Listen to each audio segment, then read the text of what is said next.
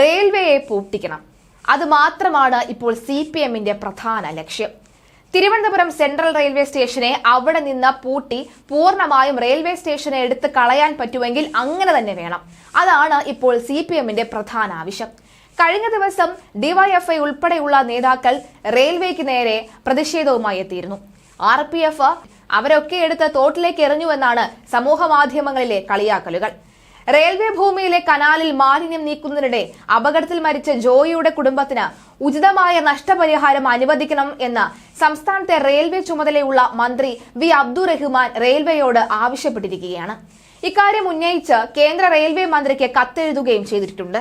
സംസ്ഥാനത്തെ റെയിൽവേ ഭൂമികളിലുള്ള മാലിന്യ നിർമ്മാർജ്ജനത്തിനും ഓടകൾ വൃത്തിയാക്കുന്നതിനും ഫലപ്രദമായ സ്ഥിരം സംവിധാനം ഏർപ്പെടുത്തണമെന്നും കത്തിൽ ആവശ്യപ്പെട്ടിരിക്കുകയാണ്. തിരുവനന്തപുരം റെയിൽവേ ഭൂമിയിലെ കനാലിൽ കാണാതായ ജോയിയുടെ മൃതദേഹം 2 ദിവസം കഴിഞ്ഞാണ് കണ്ടെത്തിയത്.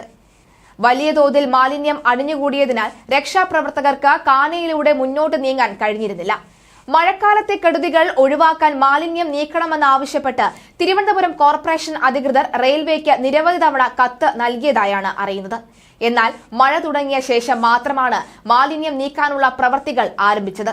ഈ സമയം കാനയിൽ മഴവെള്ളവും മറ്റും കെട്ടിക്കിടന്നതാണ് ജോയിയുടെ മരണത്തിലേക്ക് നയിച്ച അപകടത്തിന് കാരണം. ഇത്തരം ദുരന്തങ്ങൾ ആവർത്തിക്കാതിരിക്കാൻ റെയിൽവേയുടെ ഭാഗത്ത് നിന്ന് ആവശ്യമായ നടപടികൾ ഉണ്ടാകണമെന്നാണ് മന്ത്രിയുടെ പ്രധാന ആവശ്യം. ഇപ്പോൾ ആമയിഴഞ്ചാൻ തോട് റെയിൽവേയുടെ വസ്തുവിലുള്ള റോഡായി മാറിയിരിക്കുകയാണ്. ഒരു മരണം അത് എങ്ങനെയെങ്കിലും ആരുടെയെങ്കിലും തലയിൽ കെട്ടിവെക്കാനുള്ള നീക്കത്തിൽ തന്നെയാണ്. അതിന്റെയൊക്കെ പശ്ചാത്തലത്തിൽ കൂടിയാണ് കഴിഞ്ഞ ദിവസം റെയിൽവേയെ പൂട്ടിക്കുക എന്ന ലക്ഷ്യത്തോടു കൂടി DYFI നേതാക്കൾ റെയിൽവേ സ്റ്റേഷനിലേക്ക് മാർച്ച് നടത്തിയത്. ആമയിഴഞ്ചാൻ തോട് വൃത്തിയാക്കുന്നതിനിടയിൽ കരാർ തൊഴിലാളി ജോയി മരിച്ച സംഭവത്തിൽ ദക്ഷിണ റെയിൽവേ തിരുവനന്തപുരം ഡിവിഷൻ കഴിഞ്ഞ ദിവസം അഗാധമായ ദുഃഖം രേഖപ്പെടുത്തിയിരുന്നു.